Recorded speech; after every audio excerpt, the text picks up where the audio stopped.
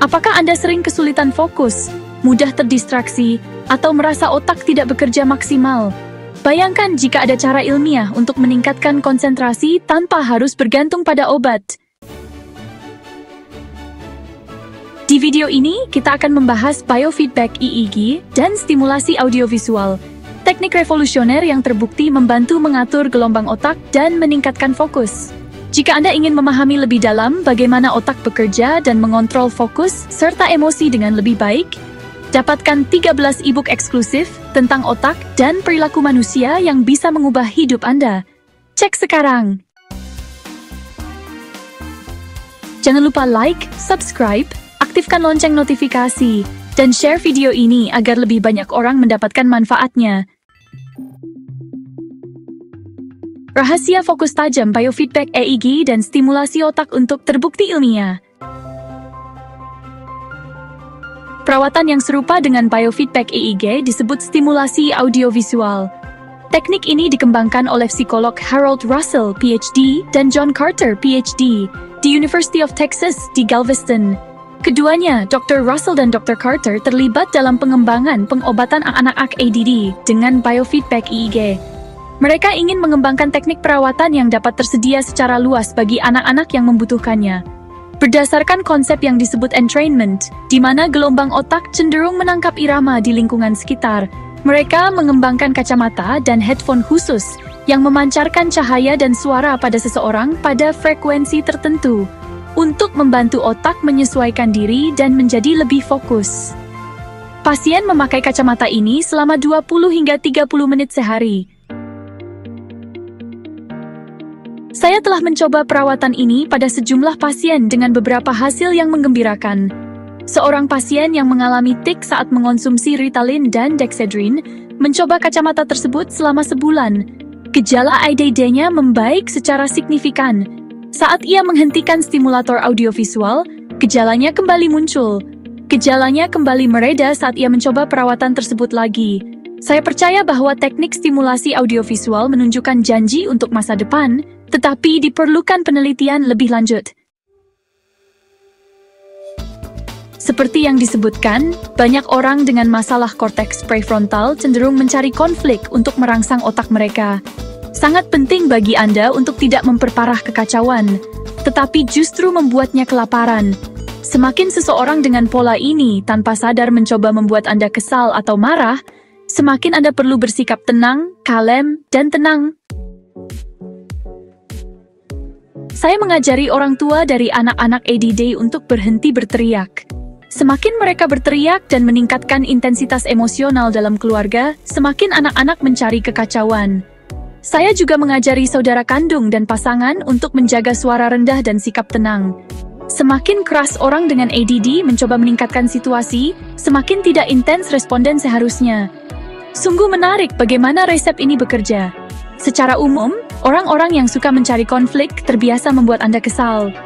Mereka telah menguasai semua tombol emosional Anda, dan mereka menekannya secara teratur.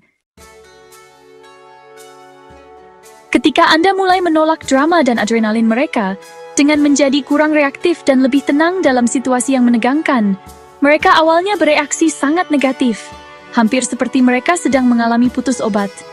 Faktanya, ketika Anda pertama-tama menjadi lebih tenang, bahkan mungkin memburuk dalam jangka pendek, teruslah berusaha, dan kondisi Anda akan membaik dalam jangka panjang.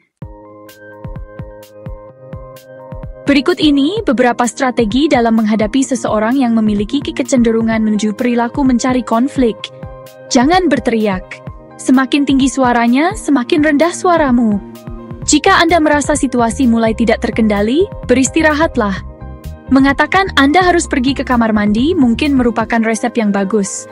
Kemungkinan besar, orang tersebut tidak akan mencoba menghentikan Anda. Sebaiknya Anda menyiapkan buku tebal jika dia benar-benar marah, dan Anda harus menjauh untuk waktu yang lama.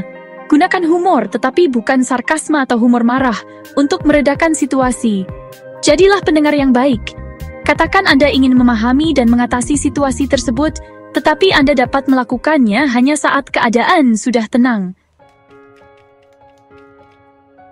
Obat-obatan yang membantu kinerja korteks prefrontal perlu disesuaikan secara khusus dengan masalahnya. Orang-orang yang memiliki ADD seringkali merespons dengan sangat baik terhadap obat-obatan stimulan seperti Ritalin, Adderall, Dexedrine, Desoxyn, atau Celert. Obat-obatan ini bekerja dengan merangsang neurotransmitter dopamin, yang pada gilirannya membantu mencegah penutupan korteks prefrontal yang terjadi pada ADD.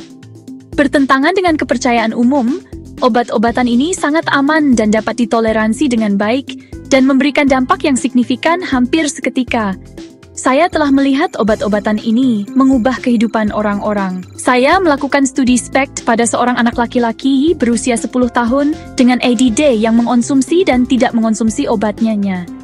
Dengan 10 mg Ritalin 3 kali sehari, ia jelas memiliki lebih banyak akses ke aktivitas di korteks prefrontal, sehingga ia lebih mampu untuk fokus, menetapkan tujuan, mengatur, merencanakan, dan mengendalikan impulsnya. Selama setahun, saya mencatat apa yang dikatakan pasien dewasa ADD saya tentang efektivitas pengobatan mereka. Berikut ini adalah beberapa hal yang mereka katakan. Saya merasakan peningkatan kesadaran akan dunia di sekitar saya. Saya melihat bukit-bukit untuk pertama kalinya ketika berkendara ke tempat kerja. Saya melihat teluk ketika menyeberangi jembatan. Saya benar-benar memperhatikan warna langit. Saya mengalami perbedaan 180 derajat dalam sikap saya. Saya melihat anak-anak saya dan berkata, bukankah mereka lucu? Dari mengeluh tentang mereka. Tentu saja tidak semua orang dengan ADD mengalami respons positif yang dramatis terhadap obat stimulan, tetapi banyak yang mengalaminya. Ketika mereka memperoleh akses ke korteks prefrontal, seringkali menakjubkan betapa jauh lebih efektifnya mereka. Beberapa antidepresan yang merangsang juga membantu mengatasi ADD.